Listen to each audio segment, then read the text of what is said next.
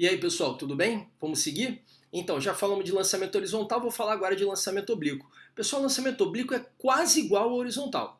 A diferença é o que o nome diz. No lançamento horizontal, você lança o corpo inicialmente somente na direção horizontal. Então, ele só tem velocidade inicial na horizontal. Na vertical, nada. No lançamento oblíquo, você lança ele obliquamente, você lança ele inclinado. Então, quando você lança ele obliquamente, você já está dando velocidade para ele tanto na horizontal quanto na vertical.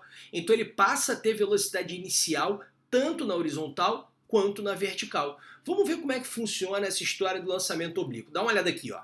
Essa bolinha ela foi lançada obliquamente, ó. Ela foi lançada com uma determinada velocidade. Aqui está a velocidade de lançamento dela, obliquamente. Quando eu lanço ela dessa maneira, eu estou lançando para a direita e para cima ao mesmo tempo. Então ela tem velocidade inicial horizontal e tem velocidade inicial vertical.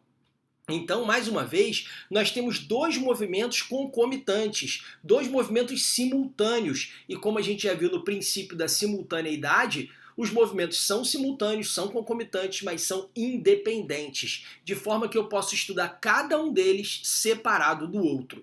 Então nós temos, mais uma vez, na horizontal. O que nós temos na horizontal? Da mesma maneira que no movimento de lançamento horizontal, nós temos aqui um movimento uniforme.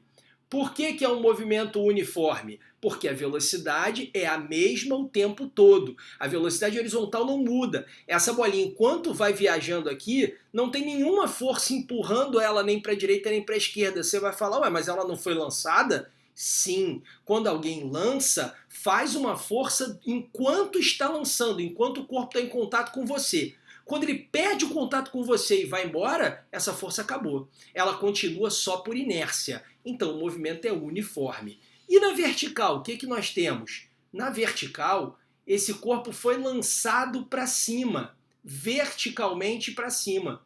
E quando ele é lançado verticalmente para cima, ele sobe freando por causa da aceleração gravitacional e desce acelerando por causa da aceleração gravitacional. A descida é uma queda livre e a subida é a queda livre de trás para frente, coisa que a gente já estudou, lançamento vertical. Então não tem novidade. Na vertical o que nós temos é algo que a gente já estudou, que se chama lançamento vertical.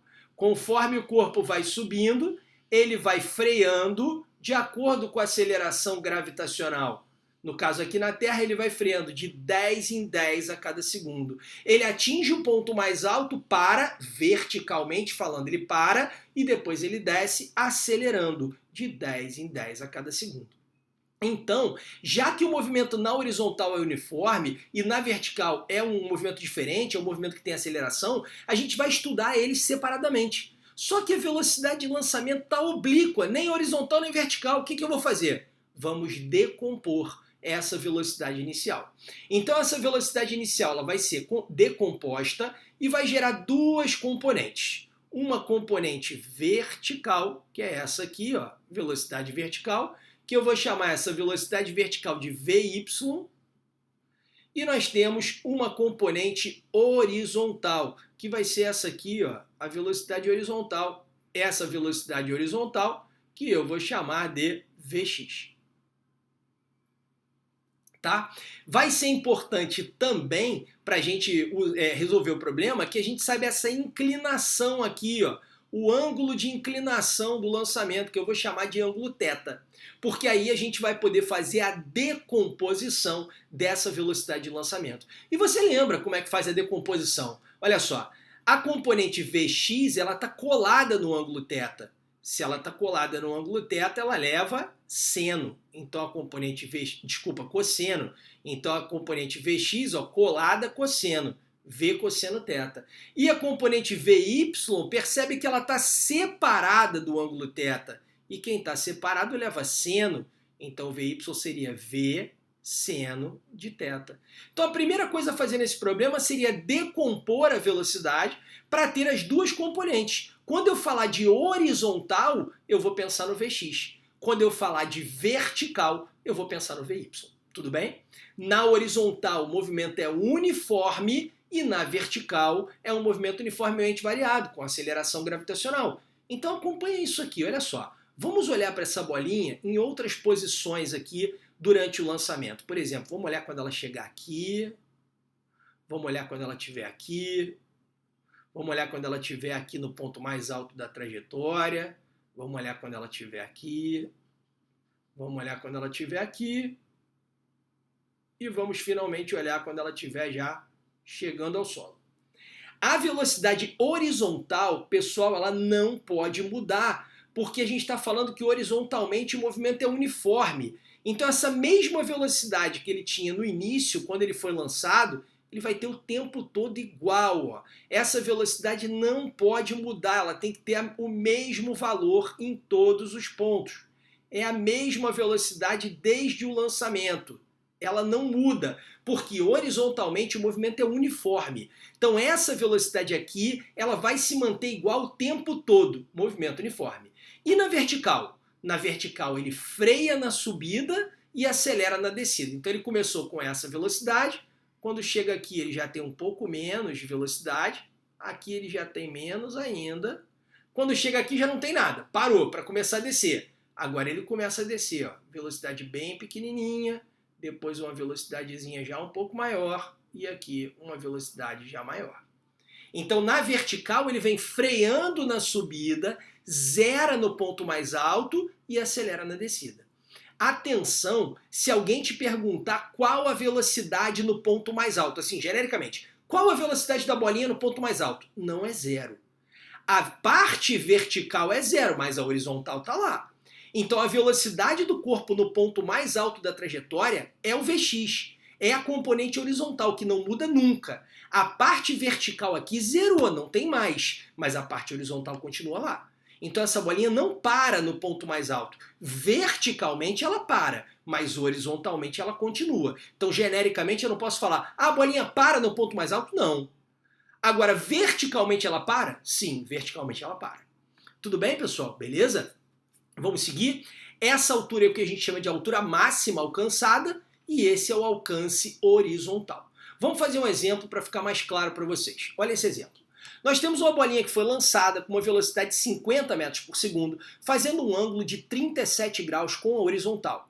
E eu quero saber duas coisas. Eu quero saber qual a altura máxima que ele atinge. Então eu quero saber essa altura máxima aqui, ó. Vou fazer aqui para vocês a altura máxima, que é uma das coisas que a gente quer descobrir, é essa altura aqui. Vamos botar aqui que isso é a altura máxima, né, que a gente está querendo descobrir. É uma das perguntas do problema, altura máxima. Beleza? E a outra coisa que eu quero saber é o alcance horizontal. Alcance horizontal é a distância horizontal que ele percorre durante esse lançamento. É isso aqui tudo. Ó. Isso é que eu quero saber também. Quero saber qual é esse alcance horizontal dessa bolinha. É a outra pergunta. Peraí, ficou feio. Deixa eu botar de novo. Tá aqui. Pronto. Alcance horizontal, deslocamento horizontal. Também quero saber. Bom, o que a gente vai fazer? Primeiro passo. Vamos decompor essa velocidade inicial. Quando a gente decompõe a velocidade inicial, a gente calcula para ela duas componentes. Uma componente horizontal, que é essa, Vx. Vamos escrever aqui, ó, que essa é Vx. E uma componente vertical. A componente vertical que seria essa aqui, ó. Essa é a componente vertical, que a gente chama de Vy. O primeiro passo é saber quanto vale Vx, quanto vale Vy. E para isso, me foi dado o seno e me foi dado o cosseno. Vamos calcular aqui em cima. Ó. O Vx, vou botar de outra cor aqui para não complicar ninguém. Vamos botar das cores adequadas, o Vx em vermelhinho. Então, ó, o Vx, você percebe que ele está colado no ângulo. Se ele está colado, ele leva cosseno. Então, ele vai ser o 50, que eu quero decompor, vezes o cosseno do ângulo 37. E você sabe aqui que o cosseno de 37 é 0,8. Então ele vai ser 50 vezes 0,8. 50 vezes 0,8, que vai dar 40. 40 metros por segundo. Então essa velocidade horizontal vale 40 metros por segundo. Agora vamos para o Vy, que é a parte vertical. Vy. VY é esse aqui, ele está separado do ângulo 37, então ele leva seno. Então ele vai ser 50, que é o que eu quero decompor, vezes o seno de 37.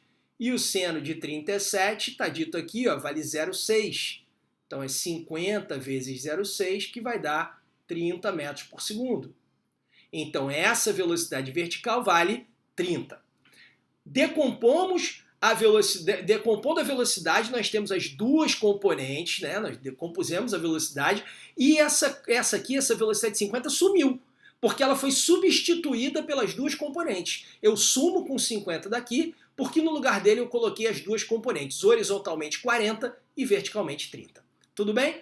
Vamos começar pela parte vertical, para a gente saber qual foi o tempo desse movimento. Então a gente começa pela parte vertical para saber o tempo do movimento. Acompanha comigo aqui como é que a gente resolve a parte vertical desse lançamento. Olha só, na vertical nós temos aceleração. É um movimento uniformemente variado, sujeito à aceleração gravitacional. E a gente já viu que quando a gente tem um movimento uniformemente variado, a gente pode resolver esse problema pelo gráfico de velocidade. É só a gente montar um gráfico de velocidade e a gente resolve o problema. Então aqui vai ser a velocidade na vertical, né? Estou trabalhando na vertical, a velocidade está em metros por segundo. E aqui nós teremos o tempo. Bom, esse cara, verticalmente, ele é lançado com uma velocidade VY que vale 30. Então a velocidade inicial dele vale 30. Então ele começa já com uma velocidade valendo 30. Aí ele é lançado para cima. Quando ele é lançado para cima, ele vai subir freando, porque a aceleração gravitacional é para baixo. E a aceleração gravitacional aqui na Terra é 10. Então ele freia de 10 em 10. Quer dizer que ele começa com com 30, que é vertical, e ele freia de 10 em 10.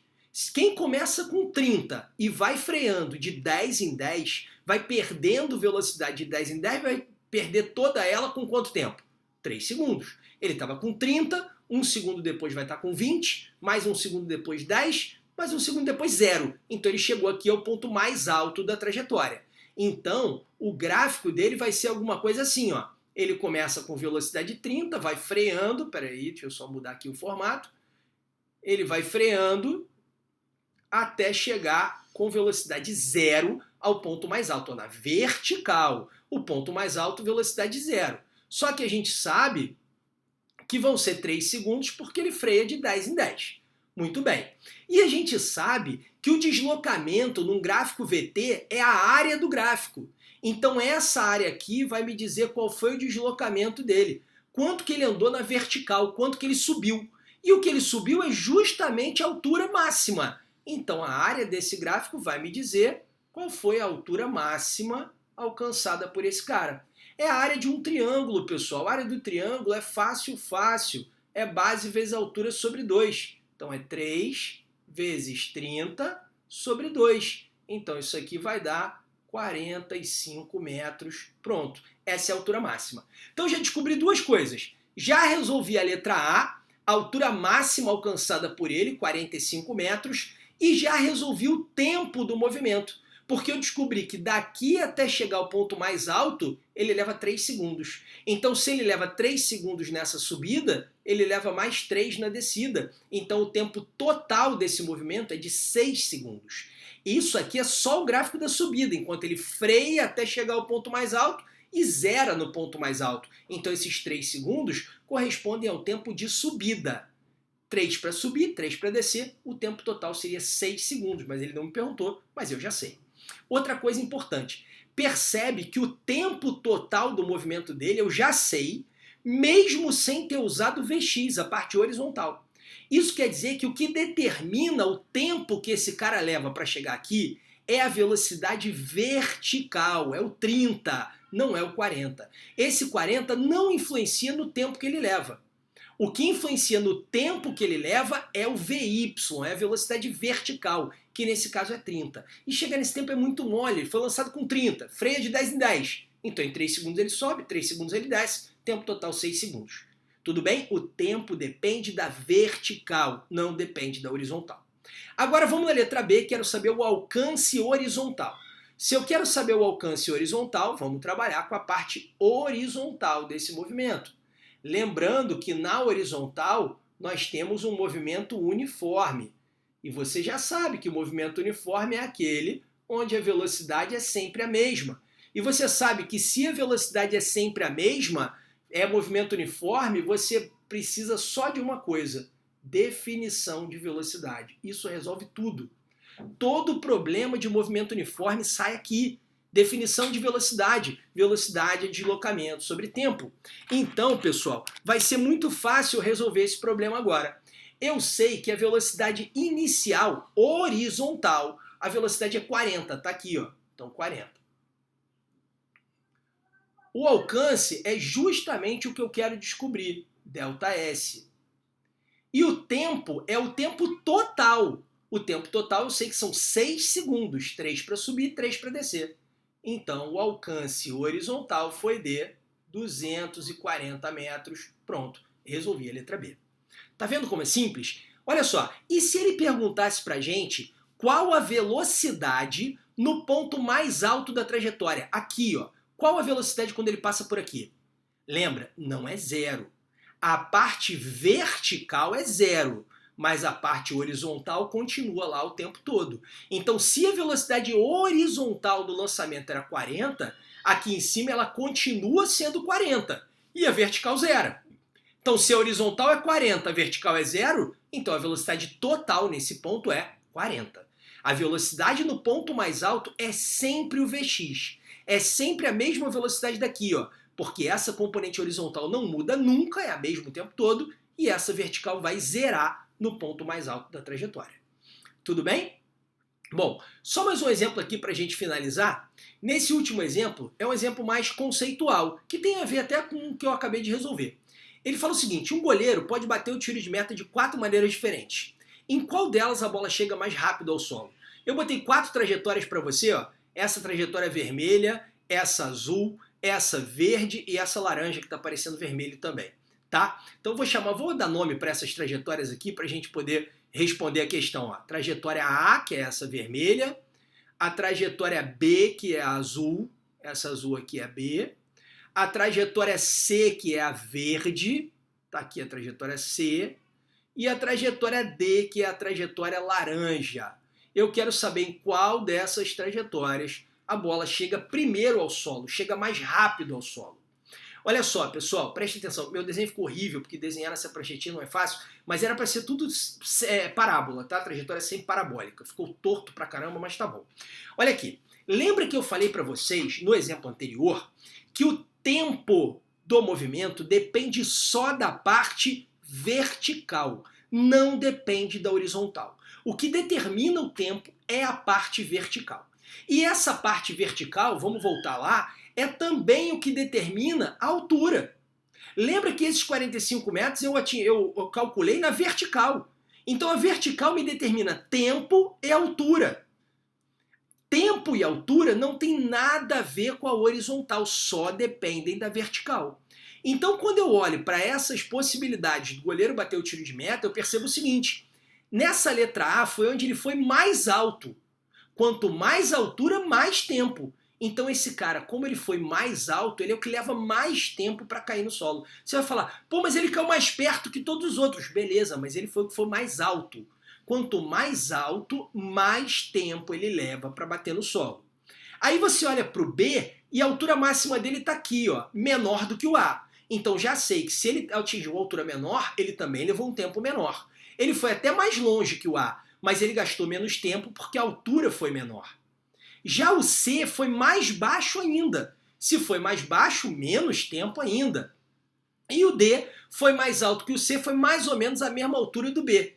Se o D foi mais ou menos a mesma altura do B, então o B e o D levam mais ou menos o mesmo tempo. Mesma altura, mesmo tempo. Quem leva mais tempo é o A, porque foi mais alto, e quem leva menos tempo é o C. Então a resposta certa da questão é que a bola que chega primeiro, que chega mais rápido ao solo, é na situação C.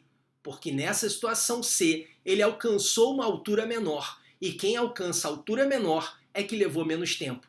Porque tempo e altura dependem somente da vertical. Tudo bem, pessoal? Só mais um detalhe. Quando você quer lançar um corpo não mais rápido, mas o mais longe possível, lançando ele de um nível para ele voltar para o mesmo nível, como nesse caso aqui, se você quer um lançamento mais longe possível, a gente chama de alcance horizontal máximo. Então, nesse caso, a gente precisa lançá-lo com um ângulo de 45 graus. O lançamento a 45 graus é o que me dá o maior alcance horizontal. Não o menor tempo, mas o maior alcance horizontal. Beleza, pessoal? Foi um prazer falar com vocês de novo. Estudem bastante. Grande abraço para todo mundo.